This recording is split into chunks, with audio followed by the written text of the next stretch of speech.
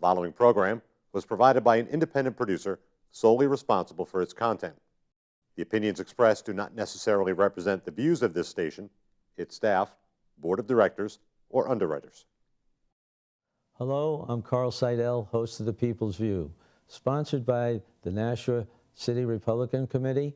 And if you want, we meet at the Crown Plaza the second Thursday of every month. And if you want to find out more information, you can go to our website at nashuagop.org. Hello, and help me welcome our guest, the Speaker of the House, Shawn Jasper. Shawn, thank you for coming on board, and I hope we can talk about how you got into your position and what your platform is, or what your objectives are, and how you think you're going to be able to attain them during your term.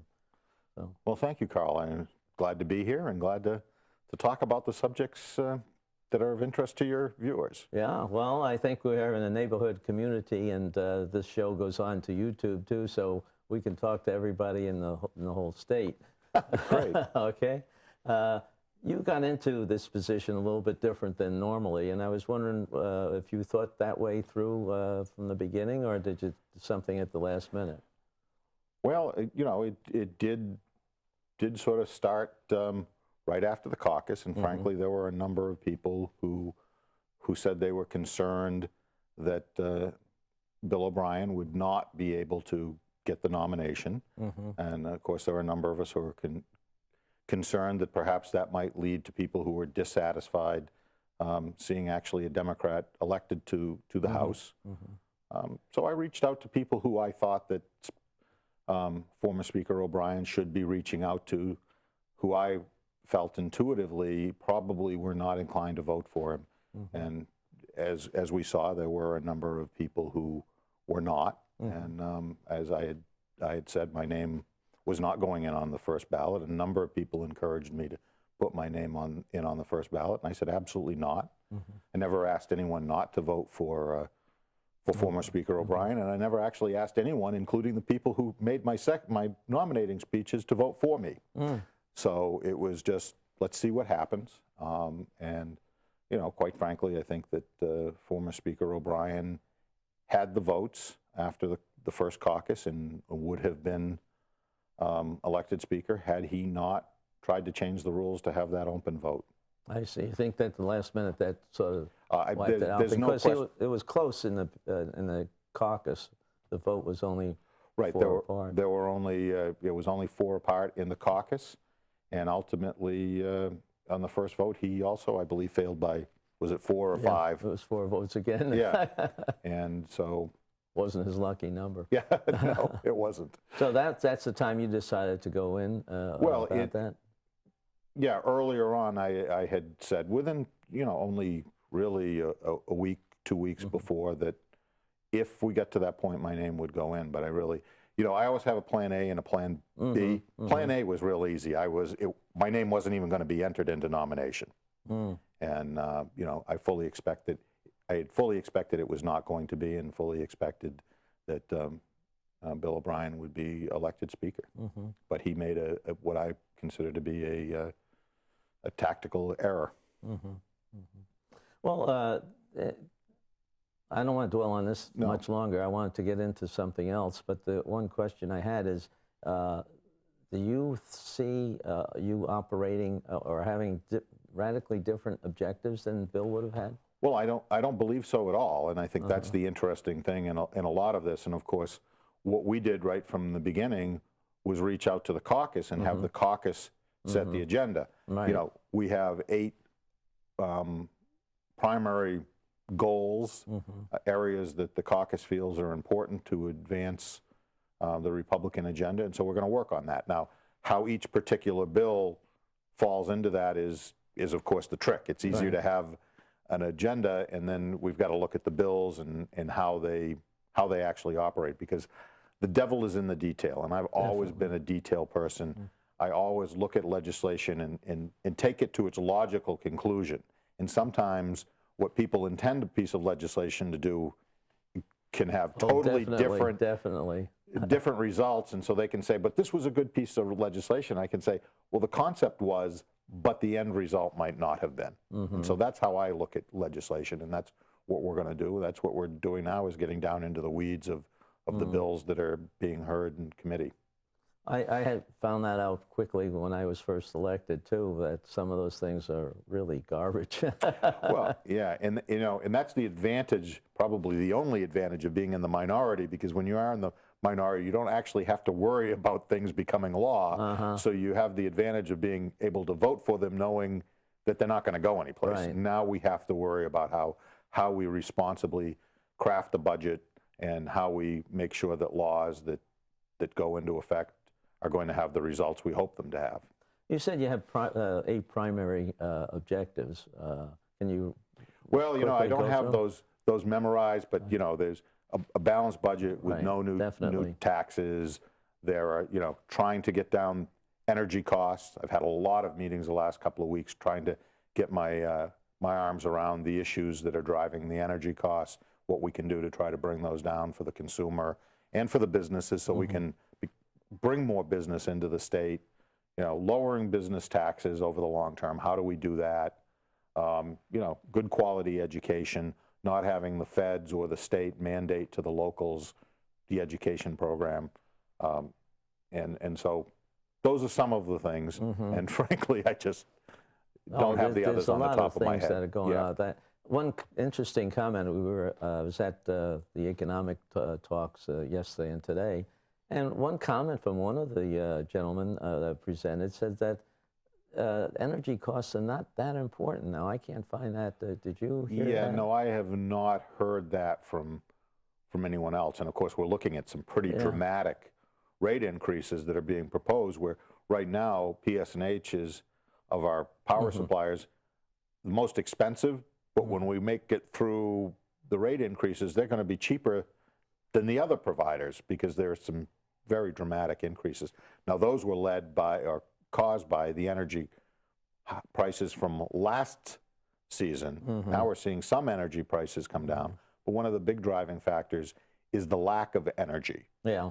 The lack of pipeline capacity. We just saw Vermont Yankee go offline, so there is a real problem there with supply, and we've got to deal with that, and at the same time get the prices down. Now, our prices may end up being better than some of the other New England states, but still compared to South Carolina and some of the warmer climate states, it's a real hindrance to getting companies to move to New Hampshire. Texas takes a lot. I was down there for 5 years, and they have a real good economic climate. Yeah. But what do you think is going to be the hardest thing? I mean, the budget's going to be hard to fill. The budget is going to be very difficult. The governor recognizes that. The department heads, all of the commissioners recognize that. And so it's going to take a real effort to meet the goals that are there of a balanced budget without any taxes. And I do believe that the governor understands this Republican legislature is not going to pass any new taxes. And so it's going to take a lot of very careful planning and some innovative ideas. And I think we'll get there. But of course, the problem always is, for some people, the budget's always too high. For some people, the budget's always too low. And trying to find 201 people who can come together in the middle and say, okay, maybe we don't like this budget, but it's realistically the best it can do, and it does meet most of our objectives. And that's the problem with budgeting. It's very hard to get everybody to say, wow, this is great, particularly when our revenues are not all that great.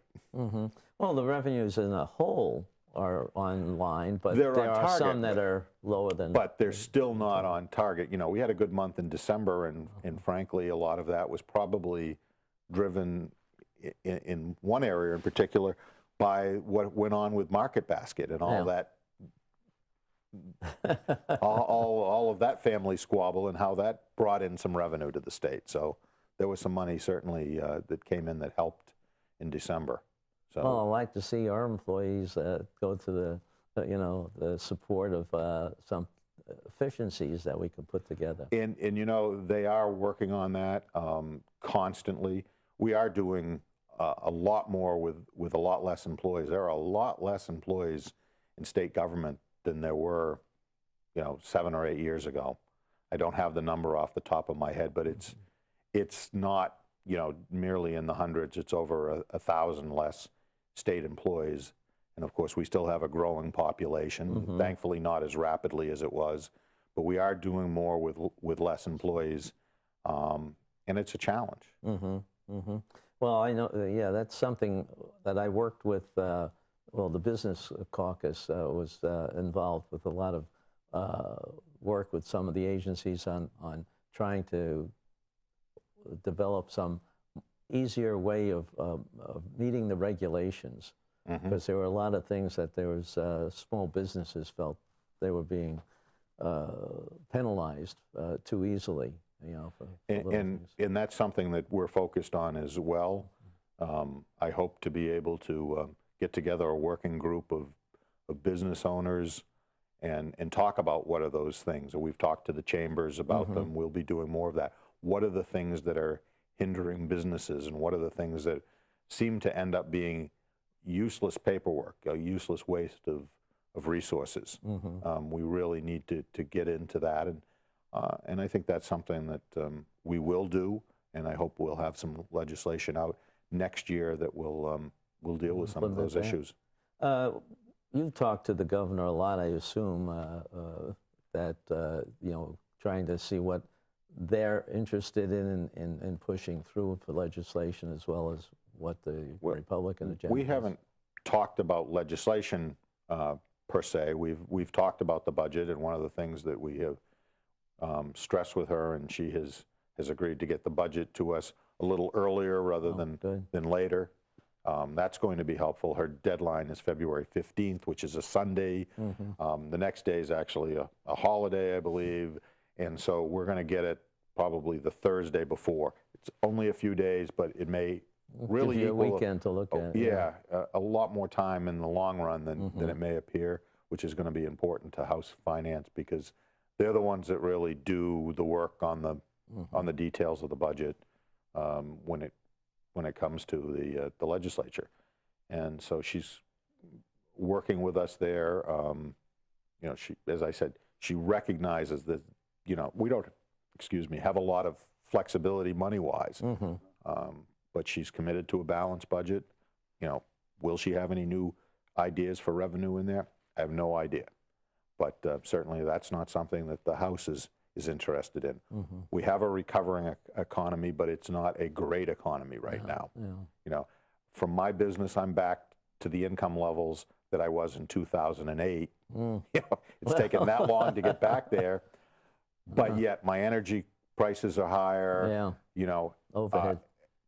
Electricity, energy, you know, everything, taxes, property taxes are higher. So while I'm back at that spot where I was 7 years ago, you're behind. I'm behind still. And I think a lot of businesses are in the same situation. So we can't be asking more from our people to run state government. Well, we have the largest group is HHS, and one of the things that I've always wondered is if the economy they have a lot of contracts that they let out. Is there any effort that she might have mentioned about trying to consolidate some of that? She didn't. We haven't got into any of the details of the budget, and obviously I haven't seen the budget. I think you're right there, and there are some things that should be done. I had an interesting meeting yesterday with the commissioners. They get together once a month or so and talk about things that they're doing, innovations in their department, sharing with each other. Now, this group has only been meeting for 2.5 years, I think they said. You know, so imagine that, all these commissioners running state government, doing different things, but for all these years haven't been sharing. And I'm the first speaker that went in and spoke to this group of commissioners. And so that was a good start. And they were appreciative of me being there, and I was very appreciative of being invited there, and we intend to continue that because these guys have a lot of and women have a lot of great ideas. They have a lot of experience, not just in government, but many of them in the private sector as well.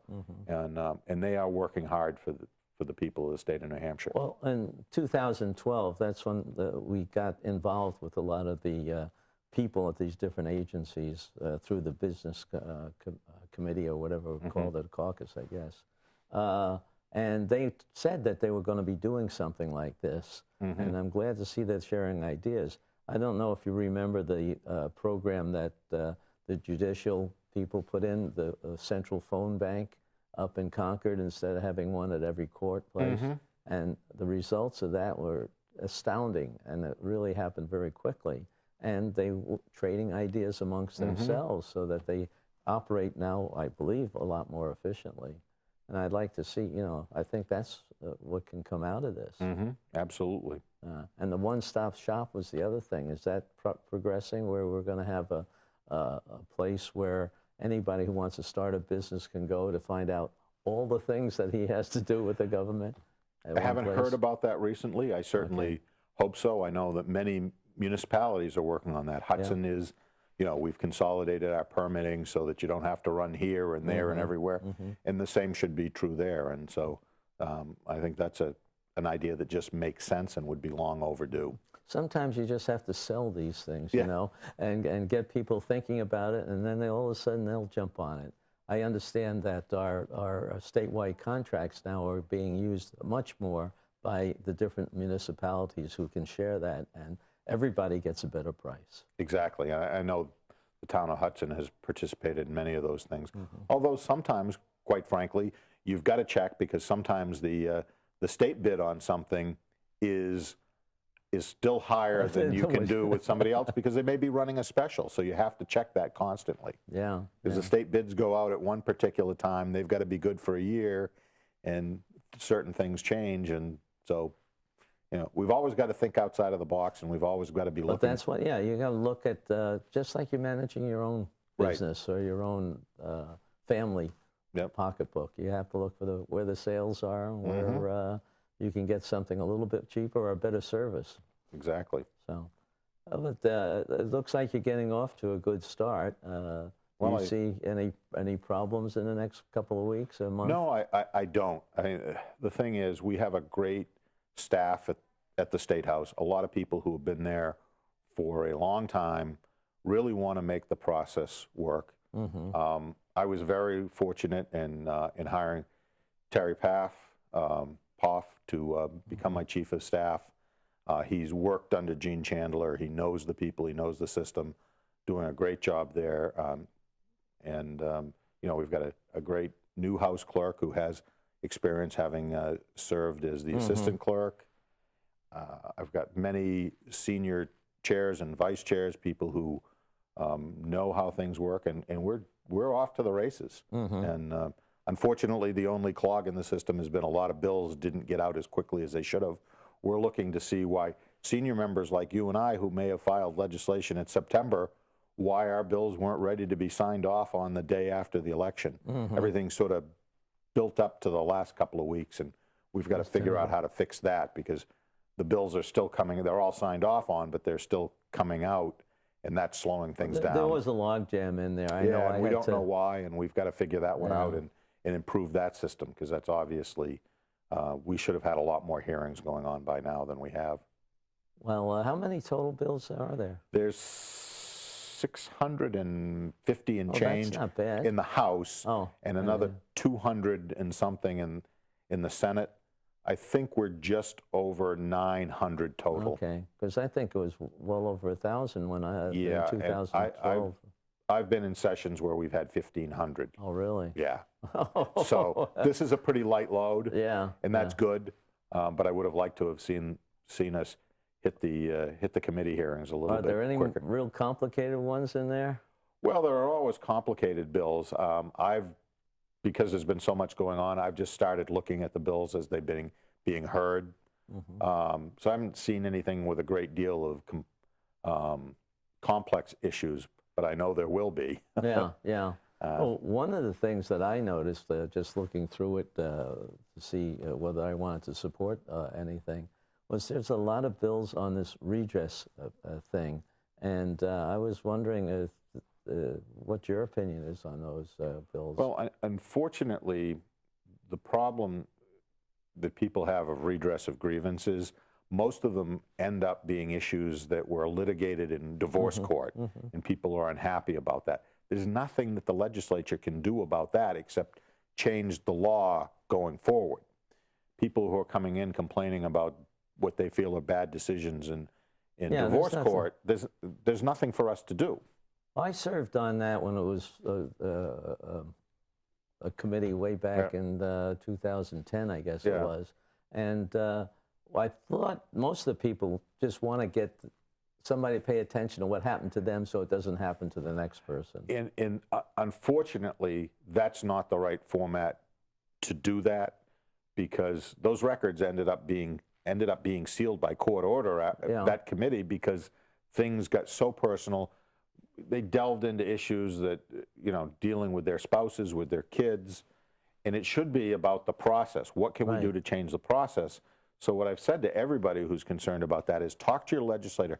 Tell them what you think is wrong with the law, what needs to be fixed in the law. You can come in and tell your story when that bill is heard and say what went wrong in their divorce and what we need to do to fix the laws and moving forward. But a redress of grievance, and I say the story and I say it tongue in cheek, a true redress of grievance is something like your cow got out and the state plow truck ran it over and the state won't pay you for your cow, and you feel the state needs to pay you for the value of that cow. That's a redress of grievance where the legislature can say, okay, we'll pay you $500 for your cow. We can't fix a bad divorce. No, and I don't know if any, I got that impression that any of them wanted theirs fixed, but they wanted to make sure somebody realized that there was something wrong with the process. Right, but even if the redress of grievance committee had said, yeah, there's something wrong, they still have to turn it into a bill. Those people still have to come back and testify. That's a 2-year process. Just do it in one process. Just tell your legislator what the problem is and ask them to put a bill in. And then you're got 1 year instead of 2 years. That's what I think a lot of people don't understand. We're not, you know, I get it that some people want to be heard and people to understand, but the process is the bill hearing, the committee hearings for that. If I read the titles right, I think you're going to have another opportunity to do it that way, because there are at least 15 bills that I saw had an aspect of that, where they did decide that there was something that should be changed. Yeah, and that's good, and that's what we're there for, to hear those things and decide whether they should be or not. I mean, with 400 of us, we don't always get it right, but boy, we got a pretty good opportunity to hear all sides, don't we? I hope so, yeah. We also want to develop the economy, and what do you think is the best way to do that? With I'm not sure I saw very many bills that address that. There may not be very many bills, but some of them that are really important are addressing workers' comp. How do we get those worker comp rates down? You know, what do we do there? Energy costs. How do we make sure that we have the capacity? You know, Northern Pass may not be the solution, but what is the solution? What can we do to make sure we get cheaper energy? You know, Northern Pass may be buried in certain places, maybe not everywhere. The pipeline, the gas pipelines, if those are expanded, one of the things I heard is we have small pipelines. All we need to do is within existing right-of-way is expand those to like 48-inch pipelines, and that's going to help us. That's going to help in those areas. But you know, my belief is that the best thing that government can generally do for businesses is get out of the way, cut the regulations, cut the taxes, help them find the resources that they need to go through all the remaining regulation. I mean, you can't just say, okay, go put up a building someplace. You've got to be able to go through the process, but we as government should be there to help people do that, make sure it's done the right way. And so I've never been one who's believed that government can do anything particular to bring businesses in other than have the right business climate, and that generally is by having people working for the state and for the towns and cities who get the fact that we all need jobs, and we're going to get those jobs from private businesses. We can't do it by all having government jobs because you know, that's just a vicious cycle if you try to do that. That'll send you down in a tailspin for sure. No, I think the private enterprise can find the solutions a little bit quicker. And go back to that judicial telephone network. I think what happened, we got a couple of representatives who had done just that job privately, and they helped them implement it, and it worked so beautifully. Yes. Well, that's one of the beauties of our citizen legislature, is the fact that we have 400 people. We're not paid, so everybody's had a private career or still does, and has a fresh point of view when they come into the legislature. And so we have to be open to all these ideas. We have to think outside of the box. And I think that certainly state government is willing to do that, but they need to be willing to listen and open. And I think we're getting there. And I'm very hopeful that we'll move in that direction. Have you had any meeting with the Democrat representatives, which are sort of helping get joint bipartisan legislation through? We haven't talked about any legislation at this point. We've just been talking about the rules, setting up the committees, trying to get that atmosphere, so that everybody can have the same type of conversation that you and I are having here, and just bringing that back to the House. That's where the House was when I was a freshman 30 years ago. And that didn't mean that we agreed on any of things any more than we do today. But it meant that we were often more willing to sit down and talk about it, because we all want the same things for the state of New Hampshire. We want our citizens to have jobs. We want lower electric rates and energy costs. We want to have a good education system for our children. We want to have a good higher education system that's affordable. We all want the same things. If you look at the goals, what do we want? We want the same things. Where we differ is how we get there. Some people may believe, oh, well, you got to have a ton of money to get there. Well, not necessarily. So if we're all headed in the same direction, and our differences are only about what is the vehicle we use to get there, it's a lot easier to find those common solutions. Republicans aren't bad. Democrats aren't bad. We're all good people who care about the state of New Hampshire.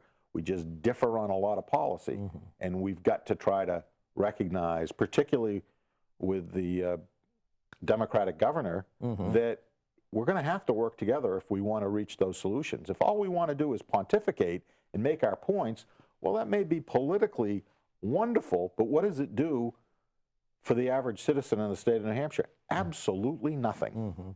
And we've got to accomplish things for the citizens of the state.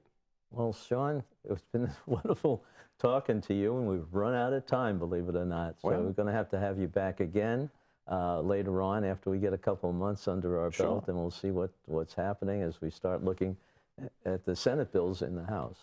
That's going to be something. I look forward to it, Carl. Thank you very much. Thank you very much. I appreciate it. The preceding program was provided by an independent producer solely responsible for its content. The opinions expressed do not necessarily represent the views of this station, its staff, board of directors, or underwriters.